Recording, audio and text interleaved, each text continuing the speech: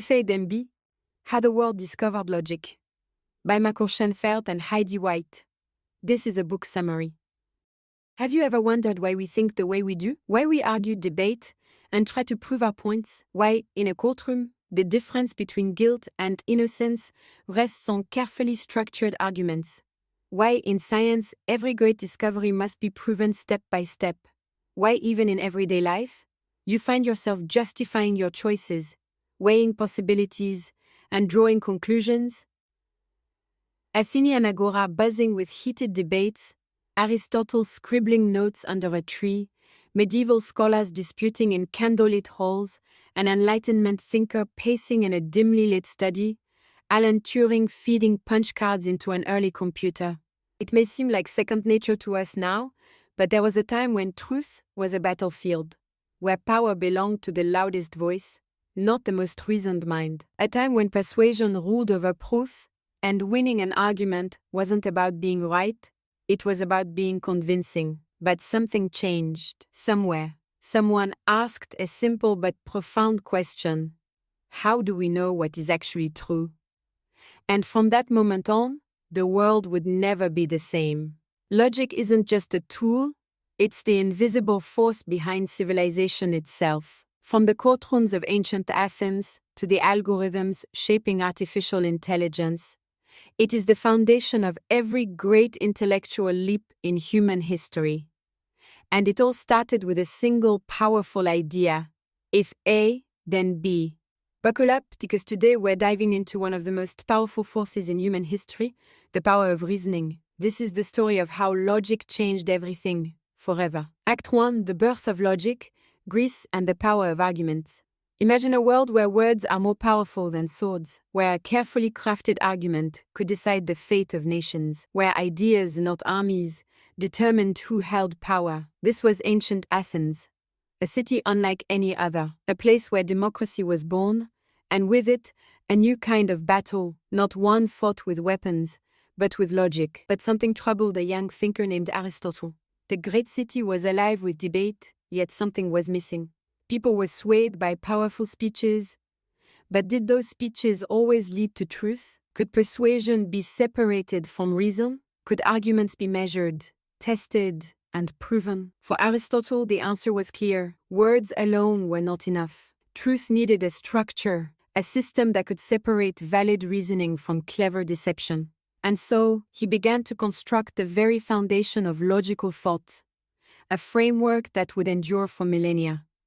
At the core of Aristotle's logic was a groundbreaking idea: the syllogism, a way to prove ideas, step by step, with absolute certainty. You've heard it before. All men are mortal. Socrates is a man. Therefore, Socrates is mortal. It seems obvious to us now, but at the time, it was revolutionary. For the first time, thinking itself had rules, patterns that could be followed, replicated, and tested. If the premises were true, the conclusion had to be true. This wasn't just an intellectual exercise. It was a shield against deception, a way to defend against falsehoods disguised as wisdom. Aristotle had given the world something far more powerful than mere argument. He had given it a blueprint for certainty.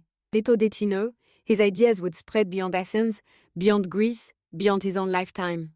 His system of logic would become the foundation of science, mathematics, law, and philosophy. It would be carried through Rome, preserved in the Islamic Golden Age, revived in medieval Europe, and ultimately woven into the very fabric of modern thought. But Aristotle's ideas didn't stop in ancient Greece. They would be tested, challenged, and expanded. Logic would go to war with faith, fuel revolutions, build computers, and ultimately shape the very way we live today. The journey of logic was just beginning. Act 2. The Age of Reason, Logic versus Chaos. The battle for truth did not end with Aristotle. As the ancient world crumbled and the Middle Ages began, a new war raged, one between faith and reason. Could the word of God be questioned? Could human logic stand against divine authority? For centuries, logic was seen as both a gift and a threat, a force capable of revealing hidden truths, but also one that could unravel the very fabric of belief. Enter Peter Abelard, one of the boldest minds of his time, a philosopher, a logician, and a man unafraid to ask dangerous questions. Abelard challenged the idea that faith and reason were at odds. He believed that true belief required understanding, that blindly following dogma without questioning it was no belief at all. But the world was not ready. Abelard's radical ideas sparked outrage. He was condemned, his teachings labeled as heresy, his books burned. Yet his ideas survived, planting the seeds for a revolution centuries later.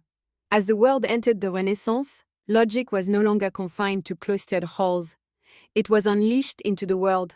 The power of reason surged back into the spotlight, carried forward by thinkers like Galileo, who defied centuries of religious doctrine to prove that the earth was not the center of the universe. Galileo, Newton, Kepler, all of them used logic, mathematics, and observation to challenge the old order. The scientific revolution was born, a period where logic became more than just philosophy. It became a tool for survival. It was no longer enough to believe. Now, ideas had to be proven. Newton took Aristotle's logic and fused it with mathematics, creating a framework that explained the very forces of the universe. Logic was no longer confined to the human mind. It was now a key to unlocking the secrets of nature itself. And as the age of Enlightenment dawned, logic would take on its greatest challenge yet, the search for absolute certainty. And then there was Descartes, the philosopher who questioned everything. Could he trust his senses? Could he trust the world around him? In a time of upheaval, where wars, revolutions, and chaos reigned, Descartes sought one unshakable truth. He stripped away everything he knew, everything he had ever been taught, until he was left with just one certainty. I think, therefore I am. The French Revolution, American independence, the birth of modern democracy.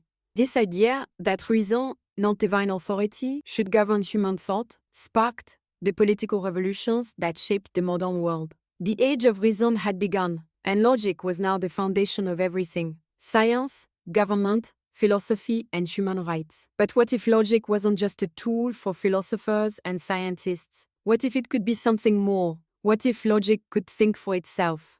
Act 3, the digital age, when logic became power. Fast forward to the 20th century, where logic wasn't just a way of thinking, it became code. Enter Alan Turing, a man who dared to ask, can machines think? He realized that if logic could be reduced to symbols, then machines could process reasoning just like humans. With logic and mathematics, Turing built the foundation of modern computing, proving that machines could follow rules, make decisions, and even learn. From Google searches to artificial intelligence, from medical diagnoses to space exploration, logic now drives the digital world. The principle that started with Aristotle, if A, then B, has become the heartbeat of the modern age. But what does this mean for us? What happens when machines begin to reason better than humans?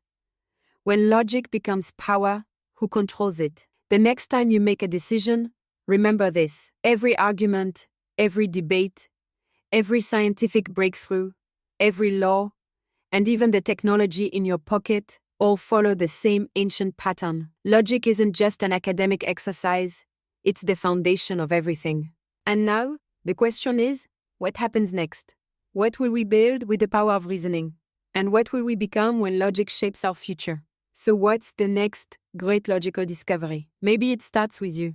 If you like this video, then you know what to do. Like, subscribe, and let's keep exploring the logic behind the world.